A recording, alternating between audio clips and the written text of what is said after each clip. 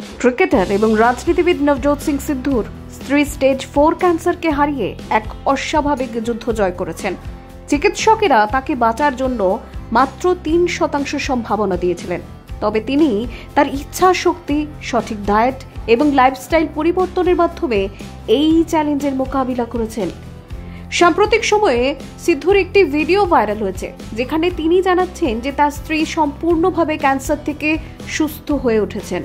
সিদ্ধু জানিয়েছেন যে সঠিক ডায়েট এবং লাইফস্টাইলের কারণেই তার স্ত্রী 40 দিনের মধ্যে স্টেজ 4 ক্যান্সার থেকে মুক্তি পেয়েছেন। চিকিৎসকদের দেওয়া 3% বেঁচে থাকার সম্ভাবনা ভুল প্রমাণিত করে তিনি শুধু নিজেকে সুস্থই করেননি, বরং অন্যদের জন্য অনুপ্রেরণা হয়ে উঠেছেন। তিনি প্রকাশ করেছেন যে তার স্ত্রী ক্যান্সারের চিকিৎসার সময় আয়ুর্বেদিক ডায়েট অনুসরণ করেছিলেন। এই ডায়েট অনুসরণ করার ফলে কেবল ক্যান্সারই সেরে ওঠেনি, বরং সিদ্ধুর নিজের ফ্যাটি লিভারও সম্পূর্ণরূপে সুস্থ হয়ে গেছে এবং তিনি 25 কিলো ওজন কমিয়েছেন। এখন চলুন দেখে নেওয়া যাক সেই 4টি বিষয় কি ছিল যা সিদ্ধুর স্ত্রীর সুস্থতায় সাহায্য করেছিল।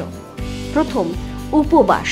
ক্যান্সার সেলের জন্য প্রাকৃতিক ওষুধ। সিদ্ধু বলেছেন তার স্ত্রী সন্ধে 6:30টার মধ্যে ডিনার শেষ করতেন এবং পরের দিন সকাল 10টা পর্যন্ত শুধুমাত্র লেবু জল পান করতেন। এই উপবাস প্রক্রিয়ার মাধ্যমে শরীরের ক্যান্সার সেলগুলি স্বাভাবিকভাবেই মারা যেতে শুরু করে।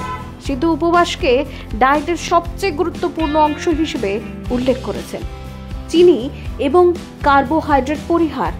সিদ্ধু এই বিষয়ে জানিয়েছেন চিনি এবং কার্বোহাইড্রেট ক্যান্সার সেলগুলিকে বাড়তে সাহায্য করে, তাই তার স্ত্রী চিনি এবং কার্বোহাইড্রেট সম্পূর্ণভাবে ডায়েট থেকে বাদ দিয়ে এটিকে ক্যান্সারের চিকিৎসার প্রধান অংশ হিসেবে গ্রহণ করেছিলেন। এই পদ্ধতিতে ফ্যাটি লিভারের চিকিৎসাতেও সমানভাবে কার্যকর। ক্যান্সারের চিকিৎসার সময় সিদ্ধু স্ত্রীর জন্য একটি বিশেষ হার্বাল চা তৈরি করা হতো।